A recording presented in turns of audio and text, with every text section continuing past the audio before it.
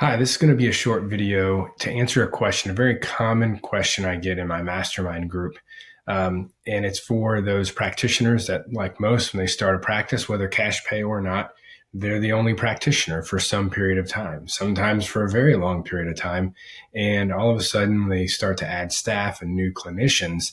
Everyone is kind of married to the practice owner as far as who they want to see, whether it's established clients, past clients that are reactivated, or even new clients coming in because they're calling because of word of mouth about the practice owner.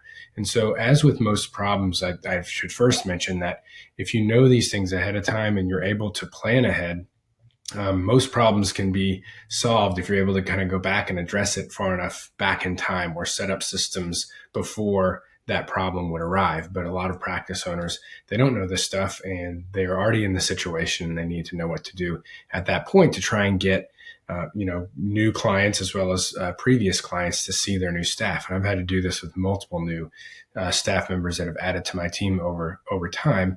And so I've gotten pretty good at it. And there's, a handful of things I'm going to tell you now about how I've gone about successfully getting established as well as new clients to see my new staff. So first and foremost, if you are able to, before the person is brought on, but you're in the hiring process, even if you don't actually need your past clients to share, the job posting, even if you don't need that because you've got a good candidate or whatever, still send it to them and say, we're hiring. And the idea is to get them to share, or maybe even on social, please share, please tag someone who might be interested. Getting them thinking and feeling like they were a part of finding this person for your practice is really powerful. That same person, if they needed services in the future, and it's like they had this tie to that whole process, they're going to be more likely to say, yes, I'll go ahead and see that new person that I helped bring into your practice. So that would be one thing. Obviously, announcing everything on social and email as you're finding that person, like teasing it out. We're down to 3 great candidates. I'm so excited about all of them. I don't know how I'm going to choose, but really kind of hyping things up along the way, both on social and email. If you're regularly emailing your list, if you're not, you should be, for exactly these kinds of purposes. So that if you don't want, if you're not regularly emailing your list and all of a sudden, 500,000 plus people get one email every, 6 months from you, you're going to get a lot of unsubscribes. You're not going to have anyone kind of trained, so to speak, to actually take action on your email. So it's really important to have, for many reasons, regular contact points via email with your list. And this is a good example of something where you could, through that month-long process, maybe, send them 2 or 3 emails to keep them updated and let them feel like they're a part of this journey that your business is going on. Then, of course, you would announce the person that you choose. And one of the things I did in the past that I really liked was to actually sit down and do a recorded interview, not just necessarily about clinical stuff, but like, what are they like as a person? What do they like to do? If they recently moved to your city, what do they like best about it? Even if they've been there for a long time, what are your favorite activities? Tell us about your family.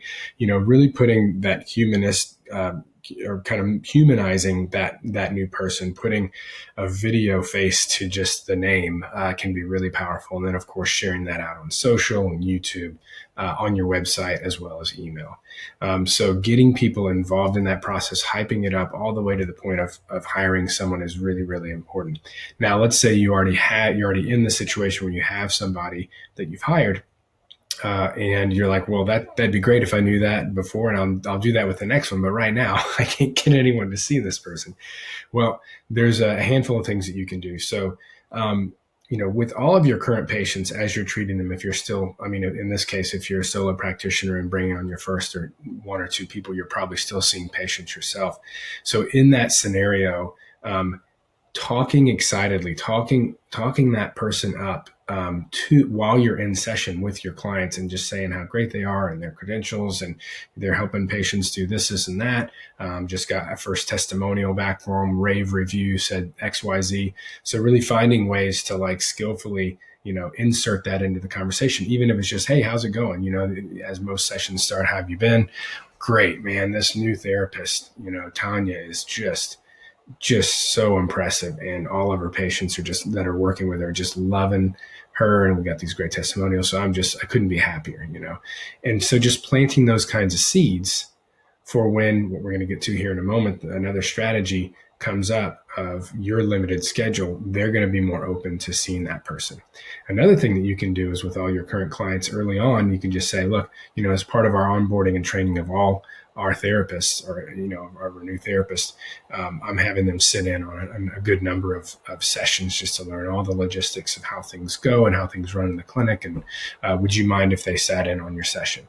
And it gives them that opportunity to get to know that person. And even beforehand, you can let the person know, hey, look, they're dealing with the shoulder issue. I might want to kind of clinically talk about shoulder stuff with you to really showcase their knowledge and background on treating shoulders and helping people with shoulders. And like maybe they've, even been involved in some kind of research on that body part or that type of issue or syndrome.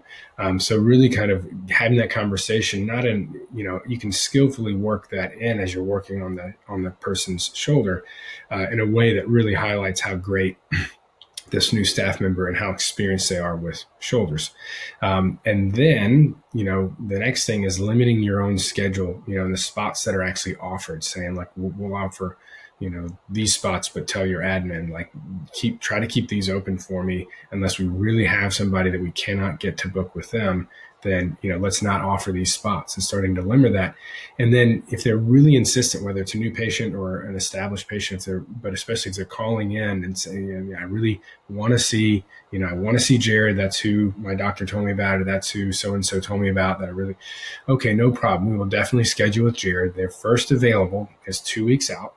But what would you think about if we book that appointment 2 weeks out, but so that you're not waiting to start making progress back to XYZ goal that you or your admin have already established on the phone, that this is what they want to get back to. This is the driver of their decision to call in the first place, so that you don't have to wait, and be in pain and delay your progress back to XYZ goal. What would you think about just getting started with our therapist so-and-so? And then after you've got a session in, or 2 sessions, depending on how long it is before you can see Jarod, you guys can then, decide if you want to continue and co-treat or just stay completely on Jarod's schedule. But I'd hate for you to wait 2 weeks to get started back to XYZ when I know, with complete confidence, we can start that process now and still get you on Jarod's schedule. So just kind of, if they really won't go for, and they're just like, no, I'll wait, then book them on the owner's schedule, but try to get them to say yes to getting started. There's some other kind of logistical things, is adjusting the text on your website. On the about page, don't have you as the business owner at the top. Put yourself at the bottom with all your staff above you. When you have a testimonials page, wherever possible, if you can adjust the text to say, my therapist at Carter Physiotherapy, my therapist at, or, me and my therapist, as opposed to just your name all the time. And when you are asking, you still certainly want to ask for people to give you testimonials, and hopefully you have an automated onboarding email series that's just a series of emails, and 1 or 2 of those ask them to go to your Google page or to your Yelp or whatever and give her testimonial. But in that, whether it's in those emails or you just asking, hey, I'd really love if you tell your story at our Google review page. It drives a lot of our business, and you've had such great results. I'd appreciate if you get on there. Let them know. Please, though, don't mention me personally. Just say my therapist at Carter Physiotherapy, right? Make it about the brand. Don't make it about me.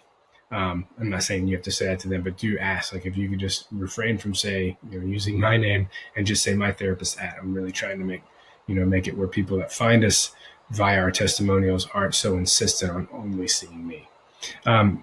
So those are some of the big things on the topic of testimonials, having a really big push in the beginning that every single patient that new staff sees, that we are asking multiple times for a testimonial. Google review, something like that. And then anytime you get those, marketing those out to your email list on your, on your social, and then instructing your admin to know, what did so-and-so say about them? What did so-and-so say about them? Having it even written down where when they're talking to this person saying, oh yeah, well we had, it's your shoulder, blah, blah, you're getting all this information. That's another topic about guiding that initial conversation on the phone. But part of that can be, if we're trying to get them scheduled for someone else, we say, yeah, your shoulder actually sounds very similar to another patient of ours right now who we just discharged or just came in yesterday and said how much better they're doing working with Tanya, working with whoever that new therapist is. That skillful little planting of a seed somewhere in that conversation when you get to the end really, really can help to get them over the hump to see that person rather than you as the business owner, if they got a direct word of mouth referral to go see you. So those are all, a good number of things that you can do. It's worked really, really well in my practice. I've had multiple staff through the years come in, and it's, for a long time it was the Jarod show. And over time I learned to make it not the Jarod show and really, really make it about the brand as a whole and the new staff as they come in all those different ways. So hopefully this helps. Let me know if you have any questions in the comments below.